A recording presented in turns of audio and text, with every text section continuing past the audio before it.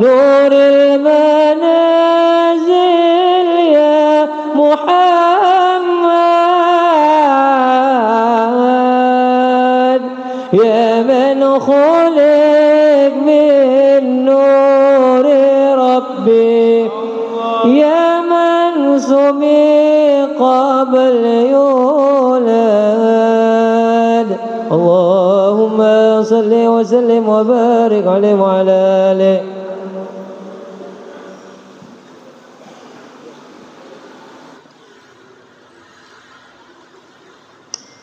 فاتح إلى روح سيدنا وحبيبنا وشفيعنا رسول الله محمد بن عبد الله وعلى آله وأصحابه وأزواجه وذريته وأهل بيته أجمعين خصوصا إلى روح سيدنا أحمد بن عيسى المهاجر الفقيه المقدم محمد بن علي وعلي وأصول وفروعهم وإلى حضرة النبي. الفاتحة. أعوذ بالله من الشيطان الرجيم. بسم الله الرحمن الرحيم. الحمد لله رب العالمين الرحمن الرحيم مالك يوم الدين إياك نعبد وإياك نستعين اهدنا الصراط المستقيم صراط الذين أنعمت عليهم غير المغضوب عليهم ولا الضالين آمين. Assalamualaikum warahmatullahi wabarakatuh. Alhamdulillahil kabir muta'al. Thumma assalatu wassalamu ala sayyidina Muhammadin maula Bilal wa ala alihi wa sahbihi khairi sahabin wa al. Amma ba'du. Subhanaka la ilma lana illa ma 'allamtana innaka antal alimul hakim. Rabbi israh li sadri wa yassir li amri wahlul 'uqdatam min lisani yafqahu qawli wasadid lisani wahdi qalbi bihaqqi sayyidina Muhammadin sallallahu alaihi wa alihi wa barak wa sallam. Ya man huwa fi uluwihi kain, ya man huwa fi fi'li hamid, ya man huwa fi majdihi matin. Allahumma akrimna binuril fahmi wa akhrijna min zulumatil wahmi warzuqna fahman nabiyyin wa hifdzal mursalin wa ilhama malaikatil muqarrabin. Rabbana zidna ilman wa fahma wa aqla ya akramal akramin bihaqqi sayyidina Muhammadin khatamil anbiya wal mursalin. Ya Rahman ya Rahim wa sallallahu ala sayyidina Muhammadin wa ala alihi wa sahbihi wa barak wa sallam. Alhamdulillahi rabbil alamin. Yang sama-sama kami muliakan Imam Masjid Al-Muttaqin Amin Wanci Al-Bar mata'ana Allah Ta'ala bituli hayatihi wa umrih. Amin ya rabbil alamin. Wal Habib Alwi Al-Bar mata'ana Allah Ta'ala bituli hayatihi wa umrih.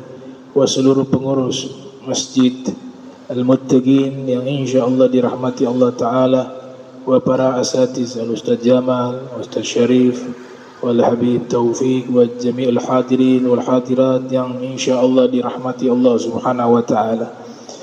Kita masih membahas tentang as-sabar, kesabaran. Wa qad warad anna man sabara 'alal musibati yuktabu lahu 300 darajatin wa man sabara 'ala ta'ah yuktabu lahu 600 darajatin wa man sabara 'anil ma'siyati yuktabu lahu 900 darajatin. Datang dalam satu riwayat ini disebut di dalam kitab As-Sabr karya Ibnu Abi Dunya, juga disebutkan oleh Ibnu Zawzi Al-Baghdadi di dalam kitab Dhammul Hawa dari Sayyidina Ali bin Abi Thalib karramallahu wajhahu marfu'a, secara marfu'. Riwayat ini juga disebutkan oleh Abdullah bin Abbas. Kalau kita membaca tafsir surat Wal Asr, Wal Asri innal insana lafi khusr illa alladhina amanu wa amilus solihat wa tawasaw bil haqq wa tawasaw bis sabr. Wa tawasaw bis sabr ini dijelaskan di dalam tafsir 3 wasiat tentang sabar.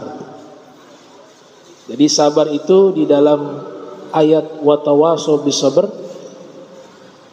hendaklah kalian saling memberikan wasiat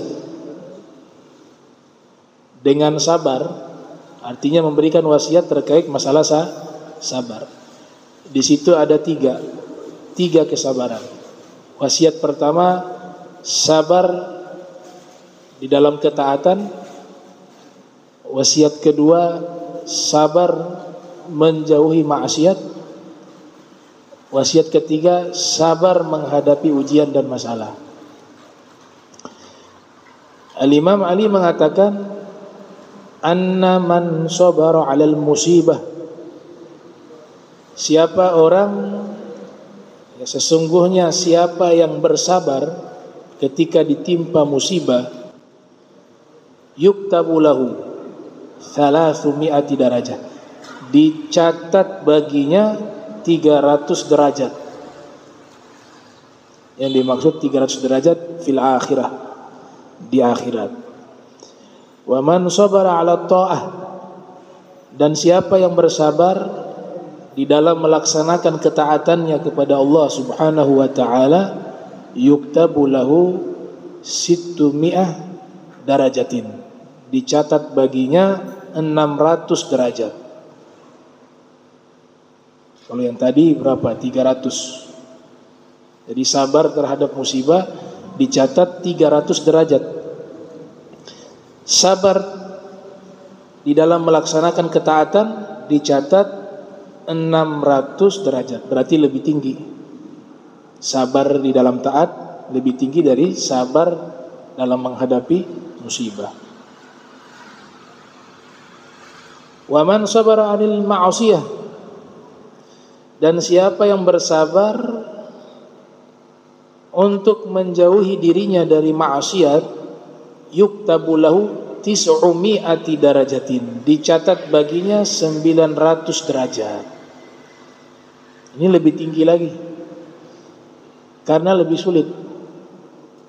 Musibah memang satu hal yang tidak menyenangkan, masalah, tapi tidak setiap saat. Tidak ada tuh orang setiap jam dapat musibah. Tidak setiap saat. Sehingga kesabarannya itu terbatas pada waktu tertentu saja. Taat juga begitu. Ketaatan, kita melaksanakan ketaatan perlu yang namanya sabar. Ketaatan yang wajib sedikit, tidak banyak. Sehingga kesabarannya itu tidak terlalu susah, terlalu sulit. Sehingga derajatnya di atas derajat musibah tadi. Karena ketaatan yang wajib setiap saat ada, setiap hari. Tapi hanya sedikit, sholat 5 waktu, puasa, Ramadan, zakat, haji, yang mampu. Zakat bagi yang mampu, haji bagi yang mampu, umroh bagi yang mampu. Tapi ketika maksiat 900 derajat dicatat. Karena maksiat, meninggalkan maksiat itu jauh lebih sulit. Larangan Allah begitu banyak. Gak bisa lihat yang haram, tidak bisa mendengar yang haram, tidak boleh meninggalkan ketaatan, maksiat. Hati tidak boleh kotor dengan dosa, dan seterusnya.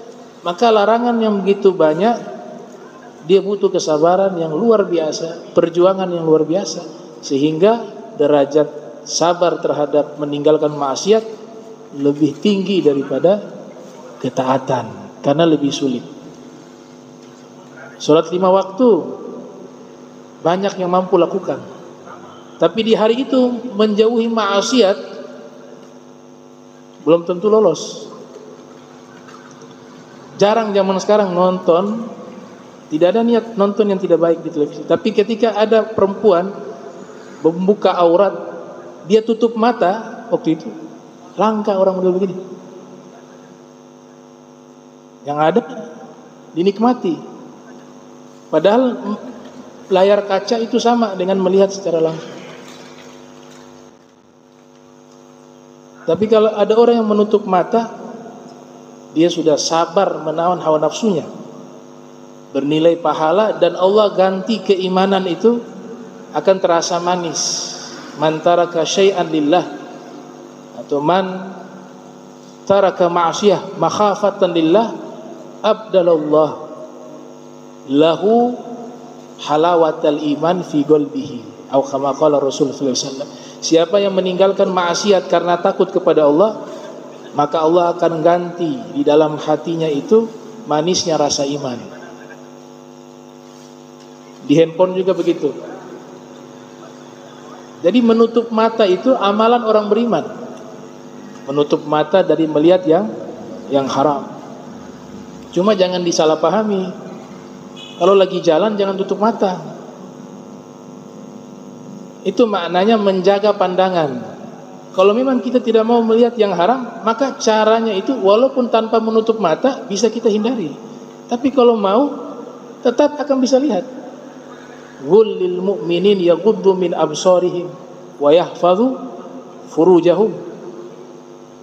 Jadi menjaga pandangan mata dari melihat yang haram perintah dari Allah. Katakanlah kepada orang yang beriman. Coba perhatikan, Allah nyatakan lil mu'minin. Karena derajat menjaga mata itu derajat orang beriman, bukan orang muslim. Mukmin di atas muslim. Katakanlah kepada orang beriman, yaghuddu min absarihim, jagalah pandangan mata mereka, wa yahfazu furujahum, dan jagalah kemaluan mereka. Jadi melihat, al-aqlu yufakkir, akal berimajinasi, wal qalbu yuthbit, hati menetapkan, wa dzakar yaf'al, dan kemaluan yang melakukan. Berawal dari mana? Dari mata. Dari mata. Maksiat, perzinahan, perselingkuhan, itu mulanya semua dari mata. Makanya Allah menyatakan dengan urutan, jagalah mata baru kemaluan. Itu urutan. Karena kemaluan ini bisa terjaga dengan cara menjaga mata. Kalau mata ini bisa dijaga, otomatis kemaluan juga akan terjaga. Makanya disebut mata dulu baru kemaluan. Qul lil mu'minin yaghuddu min absarihim wa yahfazu furujahum. Kata Imam Sufyan Tsauri, sabar dari perkara ini saja berat. Itulah yang dimaksud khuliqal insanu dha'ifa, diciptakan manusia itu lemah. Lemah di dalam menjaga pandangan matanya ketika melihat yang haram. Apalagi fi hadzal zaman, di handphone kita itu begitu banyak gambar-gambar yang haram. Ada yang mengatakan begini, apakah foto itu haram? Sebagian kaum muslimun itu mengatakan haram. Foto itu haram. Alasannya foto itu sama seperti melukis. Saya menjawab menggunakan kitab. Dulu ada satu ulama besar mufti di Mesir, namanya Syekh Bakhit Al-Muti' Al-Hanafi. Diminta oleh ayah dari ulama besar, yaitu Sayyid Muhammad bin Siddiq Al-Ghumari. Ini beliau punya putra semuanya ahli hadis. Ada Sayyid Ahmad, ada Sayyid Abdullah, ada Sayyid Abdul Aziz, ada Said Zamzami. Jadi ulama semua. Satu saja yang jadi dokter kalau tidak salah. Selebihnya jadi ulama hadis semua. Ayah beliau namanya Syekh Muhammad, ulama juga, meminta kepada ulama Mesir, Syekh Bakhit Al-Muti, pada waktu itu sedang populernya foto.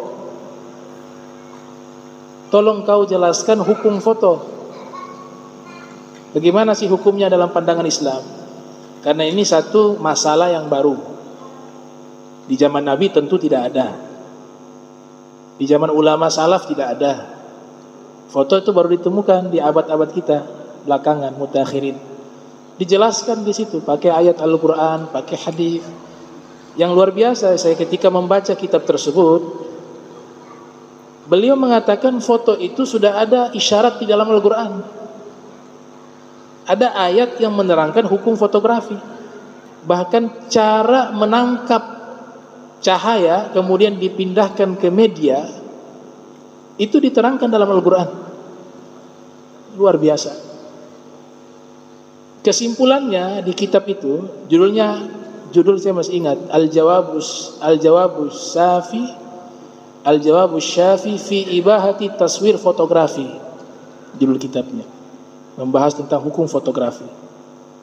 Kesimpulannya beliau katakan, hukum foto itu jangan dikiaskan ke lukisan. Jangan disamakan dengan lukisan makhluk hidup. Sekalipun masalah ini masih diperdebatkan. Melukis makhluk hidup itu masih masalah khilaf. Tapi saya harus jujur, kebanyakan mengharamkan. Tapi ada juga ulama yang menyatakan tidak haram. Berarti masih ada khilaf. Yang dimasalahkan gambar makhluk hidup secara utuh. Ada kebanyakan mengatakan haram, tapi masih ada juga yang mengatakan halal. Kalau patung makhluk hidup, mayoritas mengatakan haram. Jadi beliau katakan jangan kiaskan masalah foto dengan lukisan. Itu ilatnya tidak ketemu. Untuk menetapkan satu hukum butuh ilat, sebab. Ganja haram. Di zaman Nabi tidak ada hukumnya, karena ganjanya belum ada, tidak ada di sana. Tapi gimana kok bisa ditetapkan oleh para fuqaha bahwa dia haram? Alasan keharamannya sama dengan khamar. Khamar merusak akal.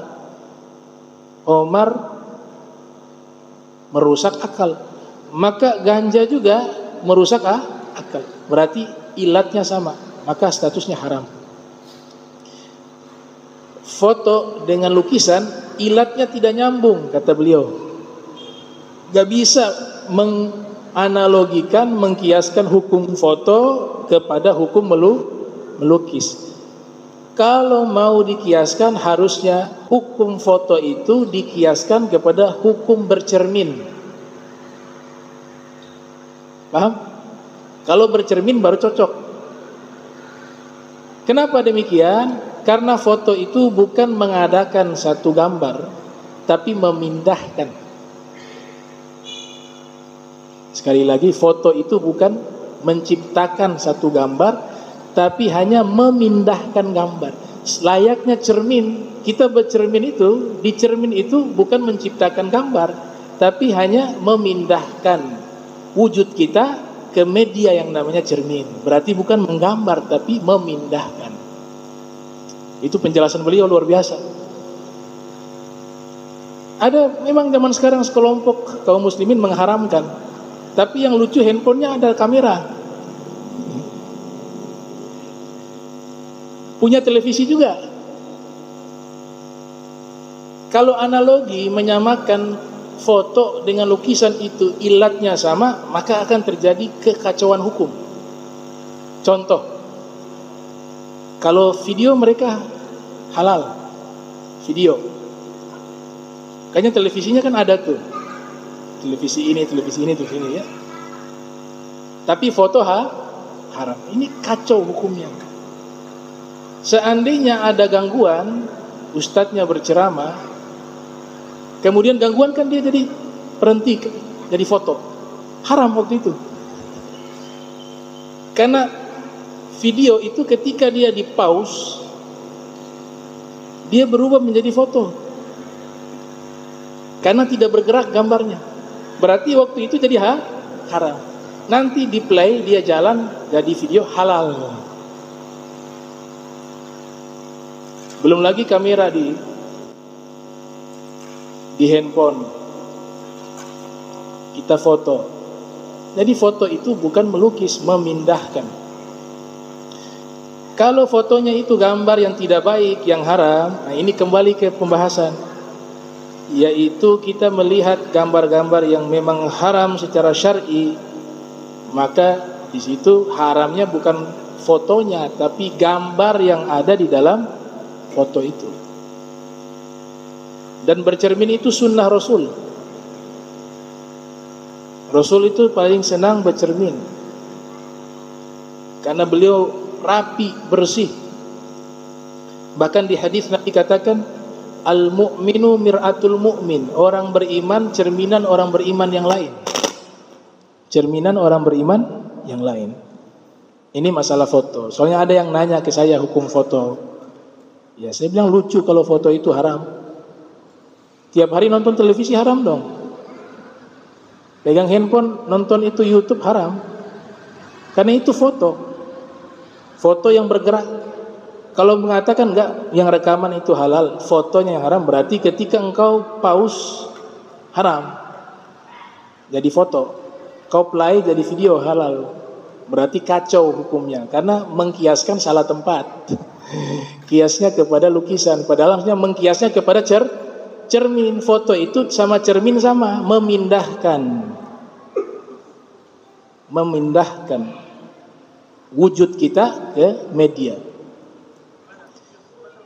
Jadi sabar menjaga mata dari maksiat itu dicatat 900 derajat, dan juga sabar dari semua maksiat. Al-Ghazali mengatakan inna tarkal ma'asi asyad min fi'li ta'at. Meninggalkan maksiat jauh lebih berat dari melaksanakan ketaatan.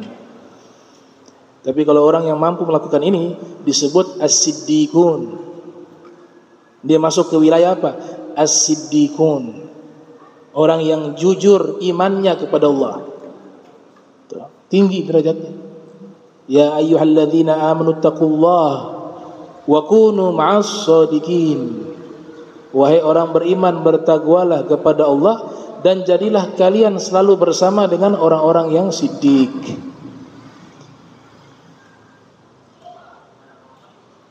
Wa nukil anid Dhahhak ibn Muzahim rahimahullahu ta'ala annahu qala, dinukilkan dari Imam Ad-Dhahhak, beliau mengatakan man marra fi suq fara'a ma yashtahih wa la yaqdiru alaihi fasabar wahtasab kana khairan lahu min alfi dinarin yunfikuha kullaha fi sabilillah.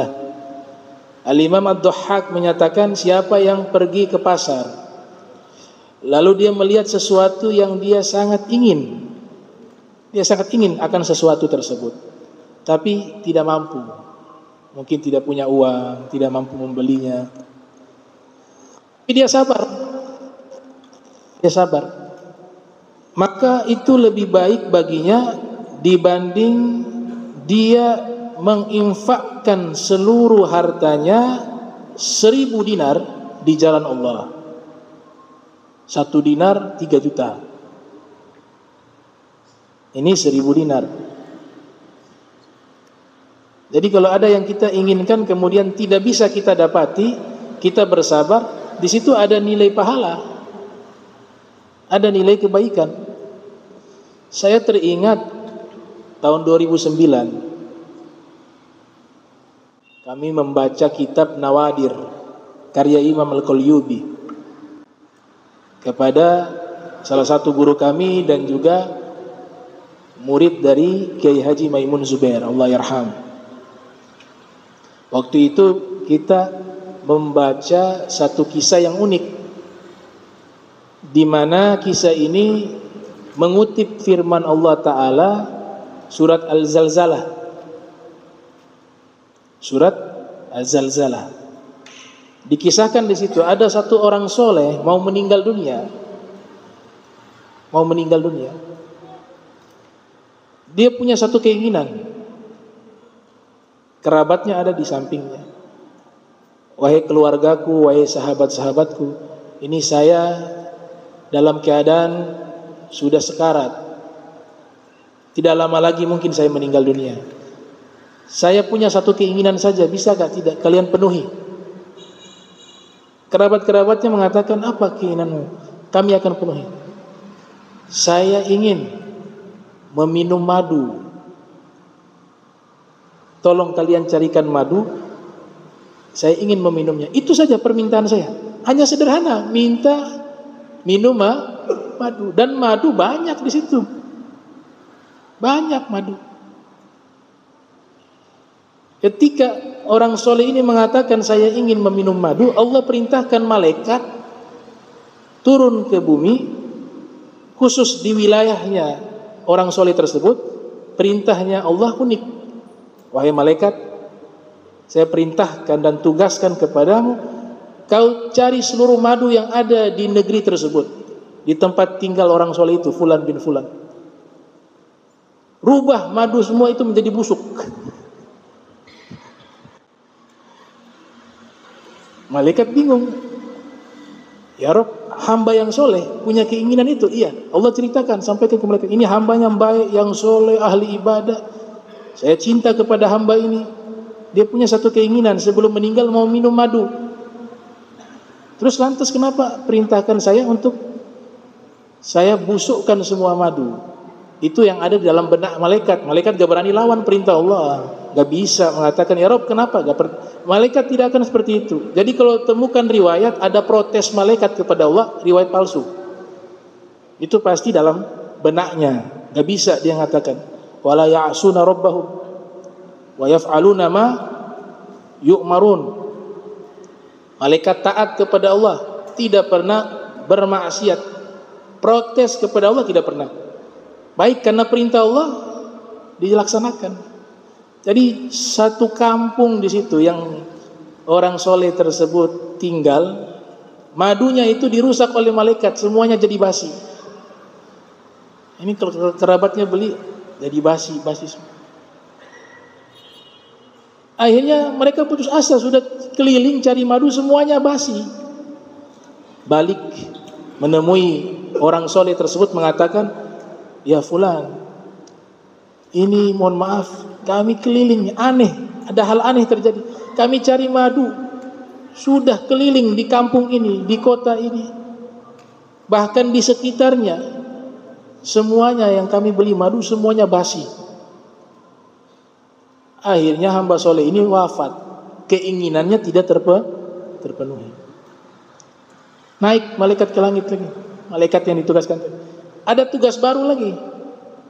Allah perintahkan malaikat tersebut, kalian pergi ke satu negeri di kutub utara. Cari satu jenis ikan langka, jenis ikan yang langka. Kemudian ikan itu kalian tangkap, bawa ke negeri, satu negeri, di situ ada orang Yahudi. Dia nelayan. Waktu dia lagi mancing, ikan itu masukkan ke jaringnya. Tambah bingung nih malaikat. Ini Yahudi punya keinginan. Ternyata Allah katakan orang Yahudi itu ingin sekali mendapatkan jenis ikan langka itu. Cuma ikan langka itu tidak ada di tempatnya, adanya di kutub utara. Sekarang saya tugaskan kepadamu wahai malaikat, ambil ikan itu di kutub utara, kemudian bawa ke wilayah orang Yahudi itu, masukkan ke jaringnya, jaring ikannya. Dia sedang memancing waktu itu. Bingung malaikat, cuma kayak begitu malaikat harus taat, gak bisa protes. Pergi ke kutub utara, diambil itu ikan, pergi ke wilayah orang Yahudi itu, nelayan tersebut sedang mancing, malaikat masuk ke dalam laut, dimasukkan ikan langka itu ke jaringnya. Diangkat oleh orang Yahudi, ada ikan langka. Senang dia, pulang ke rumah. Dikasih ke keluarganya, ini ikan langka semua. Oh, orang kampung hadir semua. Luar biasa kau dapat ikan ini. Dia punya keinginan bisa memancing ikan langka itu. Allah gobul. Akhirnya malaikat naik lagi. Kemudian Allah jelaskan, wahai malaikat yang aku tugaskan kepada kalian, ada hikmahnya, kata Allah Ta'ala. Malaikat kemudian memperhatikan kira-kira hikmah apa yang Allah ingin sampaikan. Allah katakan, hamba soleh tadi yang meninggal, dia punya keinginan ingin minum madu, saya gagalkan keinginannya. Sebagai ganti keinginannya tidak saya kabulkan, saya simpan ini menjadi hasanat, kebaikan, pahala yang saya akan balas dia di akhirat, dan juga di surga saya sediakan madu yang lebih enak daripada itu. Dan dengan hal itulah dia meninggal dalam keadaan bersih. Jadi saya ingin menghapus dosanya dengan cara keinginannya tidak saya gabulkan. Jadi kalau kita punya keinginan tidak digabulkan, itu Allah menghapus dosa kita.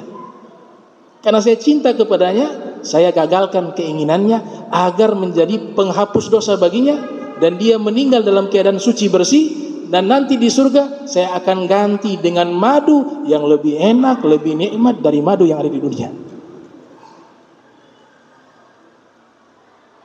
Adapun orang Yahudi tadi, dia sudah lama punya keinginan mendapatkan jenis ikan langka tersebut. Maka saya yang punya sifat kasih sayang dan maha adil, dia ini pernah berbuat kebaikan, saya balas kebaikannya tidak bisa di akhirat karena dia tidak beriman kepada saya. Maka saya tugaskan kalian segera mencari ikannya untuk membalas kebaikannya saat itu juga, sehingga saya tidak ada utang kebaikan di akhirat kepadanya. Berarti dari sini musibah kadang-kadang hadiah. Kita tidak tahu ternyata disitulah keselamatan kita, disitulah pengampunan dosa kita, disitulah diangkat derajat kita.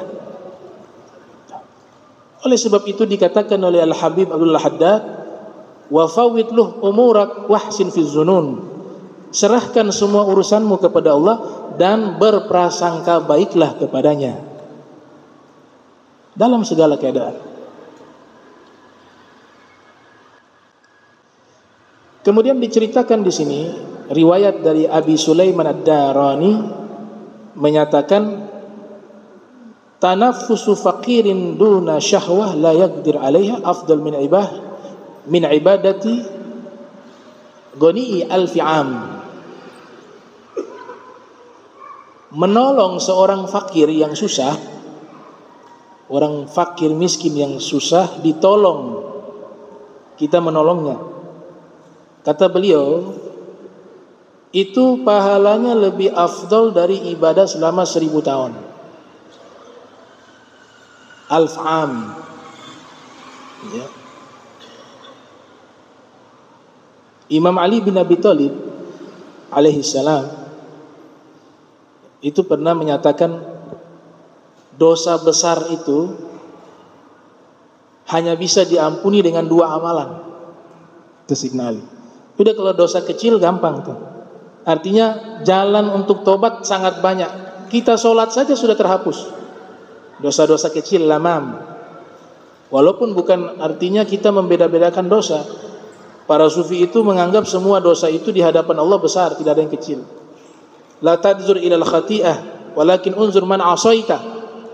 Jangan kalian melihat dosa itu ukurannya seberapa, jangan.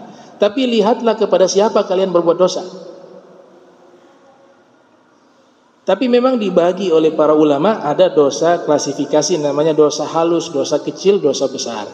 Dosa halus, dosa kecil dengan amal soleh itu menghapus secara otomatis, menghapus kita punya perbuatan dosa itu. Tapi kalau dosa besar gak bisa, punya syarat taubat dan seterusnya, mengembalikan hak orang, menyesali, berlepas diri dari perbuatan maksiat tersebut. Namun Imam Ali mengatakan ada 2 amalan khusus. Amalan ini kalau dilakukan dosa besar pun terhapus. Yang pertama kata beliau, Ighathatul Lahfan. Ighathatul Lahfan, memberikan pertolongan kepada orang yang sangat butuh pertolongan padanya. Kata Sayyidina Ali, ini mengkafarat dosa besar. Yang kedua, tanfis al-kurub, melepaskan orang yang mengalami kesulitan dari kesulitannya. Ada orang hutang sama kita, orang baik, tapi kasihan tidak mampu bayar hutang, gak punya uang. Akad awalnya minjam, tapi kita melihat dia susah, kasihan. Ini kesulitan. Tanfis al-kurub, kita bilang sudah, saya tidak memaksa untuk kau bayar hutang. Hari ini saya halalkan, saya kasih itu hadiah kepadamu. Dosa besar terhapus, kata Sayyidina Ali. Tanfisul kurub. Hanya 2 itu. Kafarat, kata Al-Ghazali, kafarat maksiat mata selain minta ampun istighfar kepada Allah, amal soleh juga menghapus, juga melihat mushaf, kata beliau. Baca Al-Quran, lihat huruf-huruf, lihat Al-Quran dengan matanya. Itu setiap huruf di dalam Al-Quran itu menggugurkan maksiat, noda dosa di matanya. Maka ditanya kepada Sayyidina Ali, membaca Al-Quran lewat hafalan tanpa melihat mushaf, dengan membaca Al-Quran dengan melihat mushaf, mana pahalanya lebih besar dan mana lebih afdal? Perhatikan jawabannya Imam Ali. Imam Ali mengatakan lebih afdal membaca Al-Quran sambil melihat mushaf dibanding membaca lewat hafalan. Alasannya, kalau lewat hafalan ibadahnya itu hanya ibadah lisan dan ibadah akal, karena hafalan kan dari akal, dia punya hafalan, berpikir. Tapi kalau mushaf masuknya 3, apalagi ditambah dengan tadabbur, ibadah akal, ibadah lisan, ibadah mata, maka lebih afdal itu. Alim Sayyidina Ali bin Abi Thalib.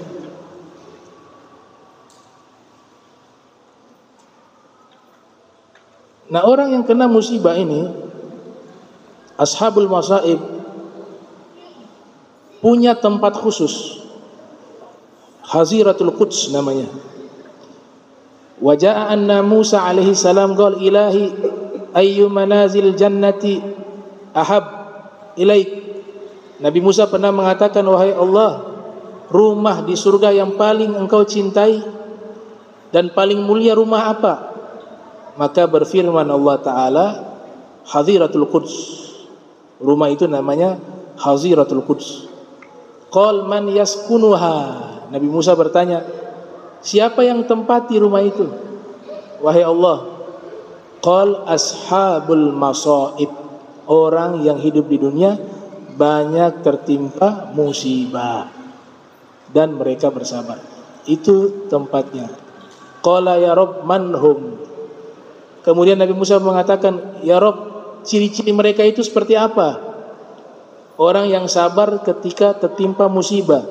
Qala alladzina idza ibtalaituhum sabaru. Mereka itu apabila saya uji, sabar. Wa idza an'amtu alaihim syakaru. Kalau aku beri nikmat, syukur. Wa idza asabathum musibah. Apabila ditimpa musibah kepada mereka, qalu, mereka mengucapkan inna lillahi wa inna ilaihi raji'un. Ini al-istirja, ya. Al-istirja ini sunnah. Kalau kita mengalami satu hal yang tidak menyenangkan, sunnahnya baca itu.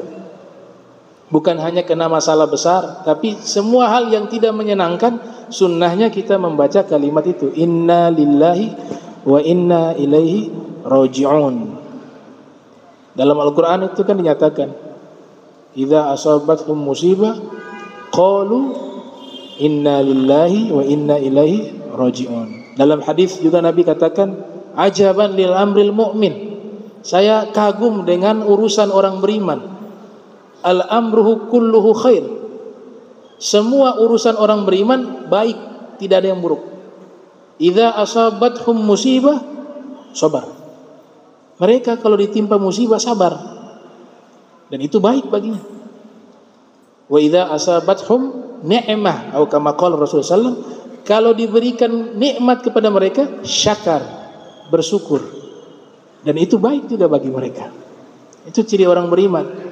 Ketika dapat musibah, sabar. Dapat nikmat, syukur. Ada kisah. Kisah ini diceritakan dalam kitab Al-Mustatraf, kitab yang isinya hikayat-hikayat lucu tapi ada hikmah. Nama kitabnya Al-Mustatraf. Ada satu orang, dia jalan di Irak, di negara Irak, dia lewat di satu rumah, dia heran ada orang tua bermain dengan wanita muda. Ini yang orang tua ini, mohon maaf, itu tidak gagah. Sudah tua tidak gagah lagi.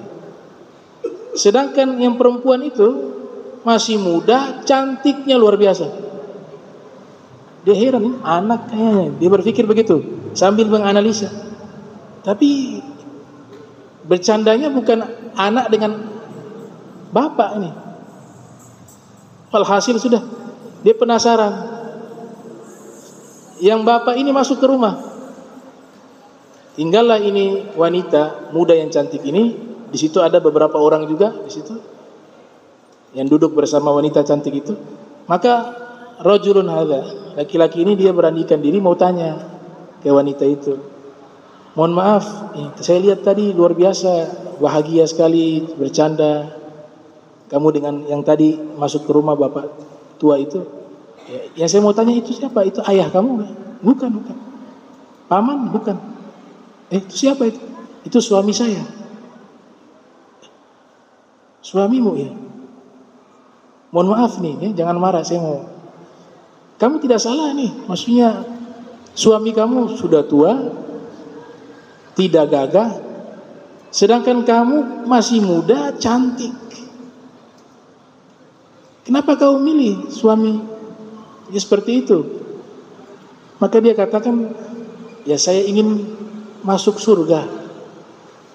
Tunggu, maksudnya gimana tuh? Ingin masuk surga, menikah dengan bapak tua itu? Iya, karena kan di dalam riwayat surga itu dimiliki oleh orang yang bersyukur dan orang yang bersabar. Saya ingin juga suami saya juga ikut saya masuk surga. Kalau suami saya lewat pintu syukur, setiap hari dia melihat saya, dia pasti terima kasih, bersyukur kepada Allah. Masya Allah, istri saya cantik. Akhirnya dia jadi orang yang bersyukur. Dia akan masuk surga sebab syukurnya. Nah, kalau saya lewat pintu sabar, tiap hari lihat suami saya begini, oh sabar ya Rob. Jadi orang bersabar, saya masuk surga lewat pintu sabar. Jadi asyakir wasabir, dua-dua untung. Ya, yang pandai bersyukur untung, yang pandai bersabar juga untung. Itu ada di kitab Al-Mustatraf.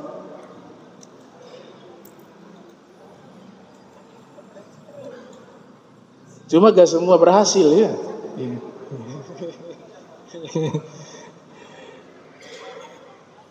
Kemudian ada kisah di sini. Kisah dikatakan kesabaran seorang istri kepada suami dan sebaliknya, kesabaran seorang suami kepada istri yang akhlaknya tidak baik. Di sini dikisahkan ada orang soleh, sabarnya luar biasa. Ini kalau masuk surga pintu sabar nih suami ini nih. Dan tidak mudah. Makanya banyak jadi wali karena sabar sama akhlak istrinya yang tidak baik. Sebaliknya begitu juga. Yang perempuan diangkat derajat menjadi kekasih Allah karena sabarnya terhadap akhlak yang tidak baik dari suaminya. Kecuali yang sudah masuk kepada kriminal ya KDRT dan seterusnya, ya itu jangan bertahan. Itu sudah pelanggaran berat. Ini ibaratnya masih bisa ditoleransi, gitu. Masih bisa ditoleransi. Akhlaknya tidak baik. Jadi orang soleh ini dia sabar sekali kepada istrinya. Tiap hari istrinya maki-maki dia. Dia tidak balas. Nah ini ilmu nih. Itu perempuan kalau kita balas, kita akan kalah. Senjatanya diam saja. Kita lawan dia 10, dia punya 1000. Kita 1000, dia 10.000. Makanya Nabi ajarkan akhlak itu. Nabi berikan wasiat kepada sahabat, kalau apa dengan wanita, diam itu kemenangan, mengalah. Gitu. Dan dia dicaci maki setiap hari, setiap saat nih suami pulang kerjanya ngambil kayu bakar di hutan. Pulang ke rumah, istrinya ngomel, caci maki dia. Sabar, dia gak balas. Dan itu bertahun-tahun. Sampai Allah berikan kemuliaan kepadanya. Kemuliaannya adalah salah satu sahabatnya pernah berkunjung ke rumahnya. Sampai di rumahnya itu ketemu istrinya. Ditanya, kamu siapa? Saya saudara dari suamimu. Akhun fillah, dia katakan begitu. Saudara karena Allah. Maksudnya saudara seagama, seiman gitu. Sahabat gitu. Kata istrinya, oh suami saya sedang keluar cari kayu bakar. Wah, dia itu malas kerja begini. Wah, panjang lebar caci maki suaminya di hadapan orang. Masya Allah. Padahal tidak sesuai kenyataan. Suaminya orang baik. Yang disebutkan keburukan terus. Nah, ini karakter juga nih. Punya 1 juta kebaikan, tapi kalau kita punya 1 kesalahan, yang diingat 1 kesalahan itu, bukan yang 1 juta kebaikan. Nabi istilahkan dengan gelas-gelas kaca. Perempuan itu kawarir. Ini hadisnya pendek tapi dalam. Kata Nabi, pelan-pelan jangan sampai gelas kaca pecah. Kata Rasul. Dalam kitab Fathul Bari ada. Ulama mensyarahi itu sampai puluhan lembar. Hanya ucapan itu saja, hati-hati. Gelas-gelas kaca itu jangan sampai pecah. Waktu itu istri-istri Nabi sedang di atas unta. Untanya itu gerak. Ada yang bernyanyi. Ada yang menggiring unta dengan nyanyian, sahabat. Saking indahnya nyanyian dia, itu unta goyang. Di atas ada istrinya Nabi. Nabi katakan, hati-hati, jangan sampai gelas kaca itu jatuh dan pecah. Maksudnya istrinya jangan sampai jatuh. Itu disyarahi ada sekian lembar, puluhan lembar. Maknanya wanita dikiaskan oleh Nabi gelas-gelas kaca. Artinya kalau hatinya itu sudah tersakiti, dia sudah retak, kita perbaiki lagi untuk utuh seperti semula gak bisa. Seumur hidup dia ingat. Layaknya gelas kaca yang pecah, kita susun kembali, perbaiki lagi, bisa utuh, tapi lihat bekasnya tidak bisa hilang. Itu salah satu makna. Nah, ini butuh kajian khusus hadis itu, mungkin 1-2 jam. Nah, ini dia caci maki, dia bilang suami saya begini, tidak baik. Sahabatnya, suaminya ini faham, saya punya sahabat kurang baik, sudah gak apa-apa, tidak mau, ya saling dialog, berbantah-bantah.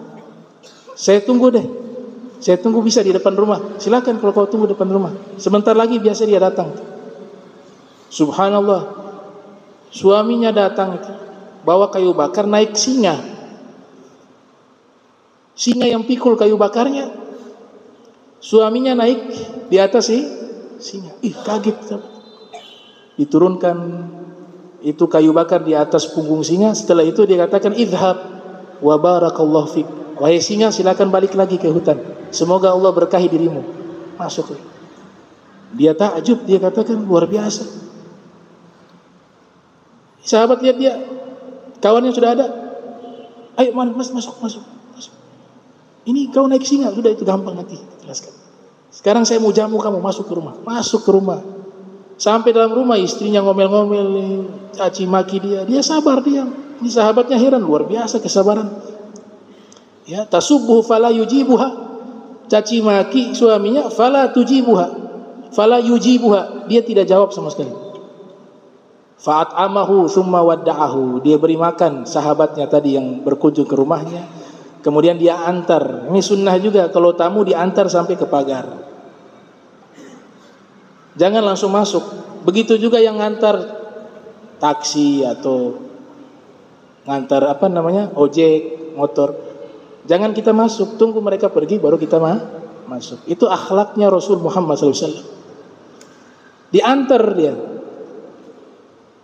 Diantar fansaraf wa huwa muta'ajjib ghayatul ajab. Setelah diantar sampai di depan rumah, sahabatnya pergi dalam keadaan takjub menyaksikan hal itu. Jadi takjubnya 2 di sini. Takjub pertama naik itu singa. Takjub kedua sabarnya luar biasa. Dicaci maki sama istrinya di depan orang, dia gak jawab, sabar. Tsumma jaa fil 'ami tsani fadaqqal bab. Tahun berikut dia silaturahmi lagi. Ketuk pintu. Assalamualaikum, dibuka pintu. seorang wanita yang berbeda, istri baru, yang lama udah meninggal. Ternyata istri yang baru ini baiknya luar biasa. Saya sahabat suamimu. Ini istrinya? Iya, saya istrinya. Dia sedang kasihan, sedang cari kayu bakar. Dia orangnya pekerja yang baik, rajin kerja. Pokoknya isinya kebaikan. Berbanding terbalik dengan istri yang pertama. Suami saya ini baik, begini. Oh, sudah. Boleh saya tunggu di sini? Boleh, tunggu depan rumah. Tidak lama datang suaminya, sudah pikul kayu. Singa sudah tidak ada lagi. Dipikul kayu, dibawa. Wahai akhi, tahun lalu saya berkunjung, kamu kayu bakarnya dibawa oleh singa. Bahkan kamu naik di atas punggung singa. Kenapa tidak pakai singa lagi? Kok sekarang sudah begini lagi? Dia bilang kalau yang dulu itu saya punya istri itu jahat, akhlaknya tidak baik. Saya sabar, Allah angkat derajat saya sampai singa tunduk kepada saya. Lewat dia itu, keramat itu saya dapat. Kalau sekarang saya coba dekat singa, saya ditelan singa. Kenapa? Magom itu sudah tidak dapat karena sudah tidak ada ujian lagi di rumah saya. Karena istri saya yang ada sekarang ini baik. Maka keramat itu dicabut oleh Allah Ta'ala. Gitu. Dan ini kasus yang sama dengan sahabat Nabi. Pernah dengar sahabat Nabi Imran bin Husain? Kalau jalan dapat salamnya malaikat, jabat tangan dengan malaikat, kemana-mana malaikat yang sapu rumahnya, yang urus dapurnya, yang urus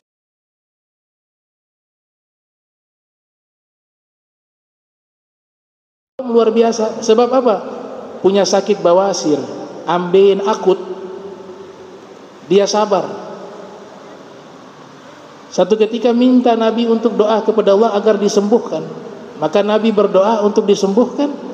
Setelah itu dia tidak pernah lagi mendengar salamnya malaikat, jabat tangannya malaikat. Akhirnya dia kembali lagi, ya Rasulullah, kok ini malaikat sudah tidak ada yang kasih salam di saya? Biasanya ada. Kata Nabi, karena penyakitmu sudah diangkat. Kau dapat magom itu karena kau sabar dan tetap taat kepada Allah walaupun dalam keadaan sakit. Tapi kau sabar dan kau taat, makanya Allah berikan keramat itu. Sekarang kau sudah sembuh, saya sudah doakan sembuh, maka keramat itu dicabut oleh Allah. Kalau begitu ya Rasulullah, minta doa lagi biar saya sakit lagi. Itu dita'lik oleh para muhadithun. Nabi tidak doakan lagi, karena Nabi gak mungkin doakan hal yang buruk. Iya kan? Gak mungkin Nabi doa, ya Allah kasih sakit dia kan? Makanya Nabi tidak doakan lagi. Sudah seperti itu. Nah ini masalah kesabaran. Insyaallah kita bahas lagi di pertemuan berikut. Bismillahirrahmanirrahim. Alhamdulillahirabbil alamin. Allahumma shalli wa sallim ala sayyidina Muhammad wa sayyidina Muhammad. Allahumma jam'ana hadza jam'a marhuma wa tafarraqna ma tafarruqan ma'suma wa la taj'al minna wa la minna syakila mahruma. Subhanaka bihamdika astaghfiruka wa atubu ilaik. Wa sallallahu alaihi Muhammadin wa ala alihi wa sahbihi wa barik wasallam. Wa la minkum wassalamu alaikum warahmatullahi wabarakatuh.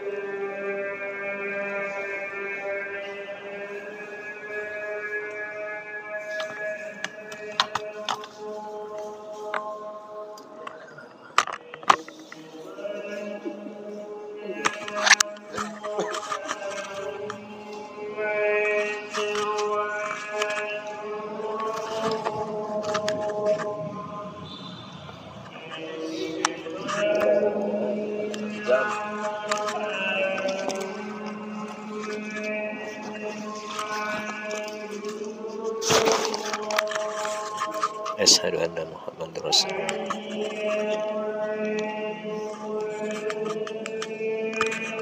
La haula wala quwwata illa billah.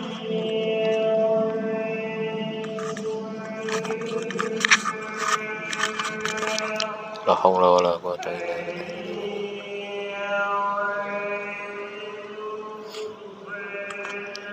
La haula wala quwwata illa billah.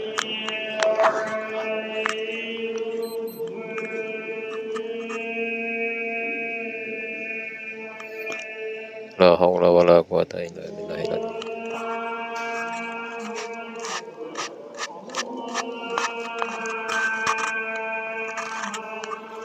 Allahu akbar, Allahu akbar.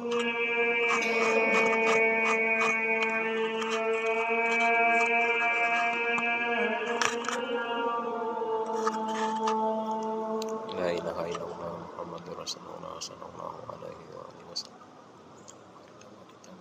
Wasalatul qaimati ati sayyidina Muhammadin wasilati wal fadilah wa syaraf wa aliyat ar-rafiyah wa makana min alladhi wa anta innaka la tuhliful mi'ad ya arhamar rahimin.